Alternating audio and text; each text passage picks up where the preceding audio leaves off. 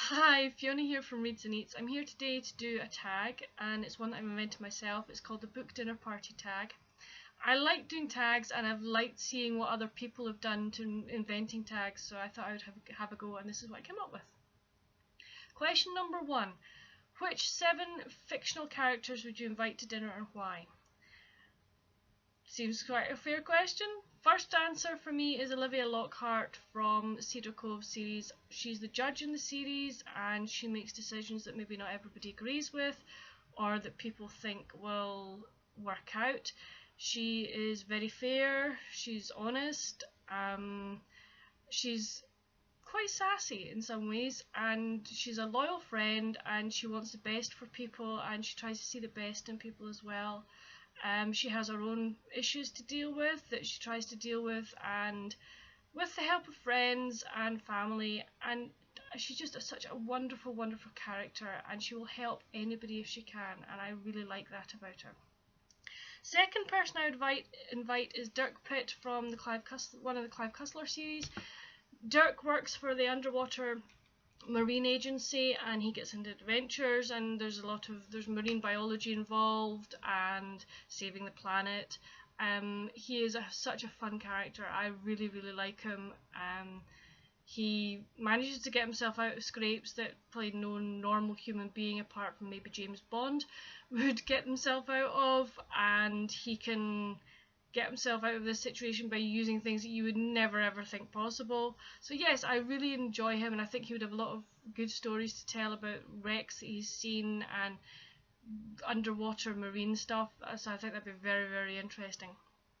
My next character would be Temp Brennan from Kathy Reichs' Bones series.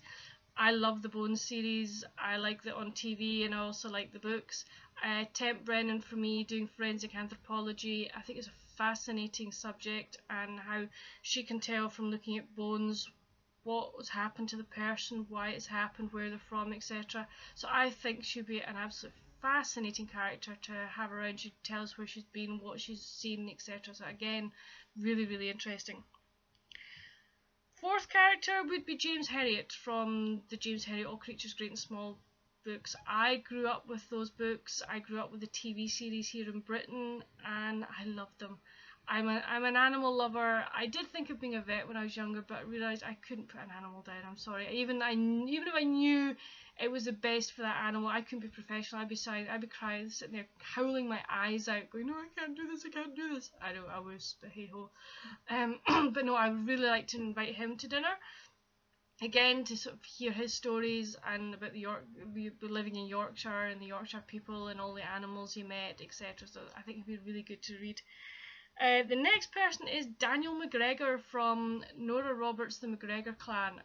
This man is fantastic. He is such a fun character.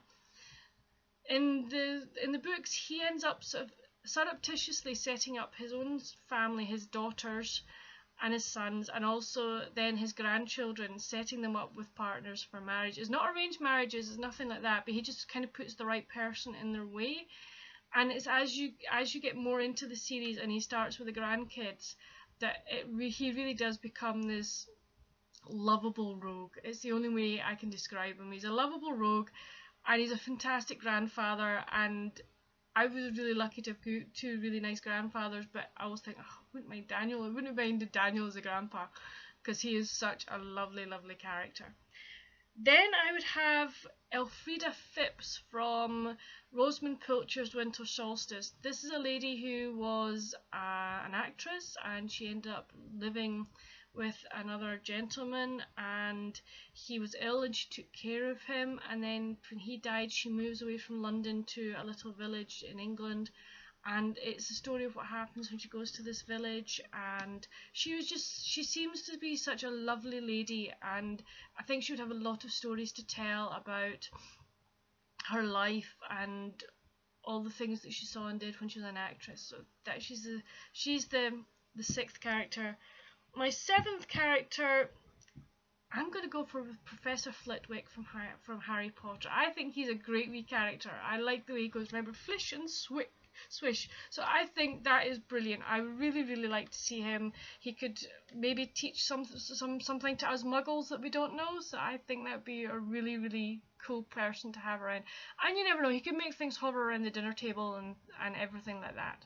So those are my 7 characters. Next question is, what fictional place would you like your dinner party to be held in? I have 2, and I'm going to go with one. That would be Caffee Book, and it's owned by a lady called Mia Devlin in the Three Sisters trilogy by Nora Roberts. It's a bookshop with a cafe up above, and the food that comes out of that cafe seems absolutely fantastic. And the fact that there's a bookstore down below, I think, is a bonus. So it'd be somewhere you could go and have a nice dinner, and then we could go and peruse the books and sit beside the fire and chat about them. So I think that'd be a really cool place to have a dinner party. Number 3, what food would you eat? For me, if you could only have my choice, it would be in the winter. It would be if I was having my dinner party in the winter, it would be lentil, tomato, and roast pepper soup with ginger. It's one of my favourite soups, and I love making it because it's just so warming and it's really, really nice. Main course would be roast chicken with roasted vegetables such as carrots, parsnips, peppers, squash, broccoli, and red onions. So that would be my roast veg, and roast potatoes. And for pudding, chocolate mousse. So that would be that, and then there'd be tea and coffee, hot chocolate, whatever you wanted. But I also think if we're going to have it in Caffee Book, that then means that if we go down and peruse the books, we can then have more tea, coffee, hot chocolate, but there's also going to be cakes and biscuits for afterwards. So I think that'd be a really, really good place to, and all those foods would be really nice to have. 4th question, would you make the dinner or hire someone to do so? I'm tempted to say I would do it myself because I love cooking and I really enjoy that. But I think for this time I'd rather kind of slightly play host, and I think I would ask a combination of Ina Garten and Anna Olsen to do the cooking for me. I think they're 2 of my favourite cooks, and I think they would make a really, really good job of it, and I think it would be a great meal. And Ina, I know, is fantastic at setting a table, and if she wants to bring Michael, her florist, with her, then I am more than happy. So those are the 4 questions. I hope you've enjoyed this tag. I now have to tag 2 people to do this. I'm going to tag Amanda from Amanda Reads and Joe from Tiny Teacup. Hopefully they will do this tag. If you want to do this tag, please feel free to do so, and let me know down below that you've done it, so that I can watch who you would choose and why. And until the next time, happy reading. Bye.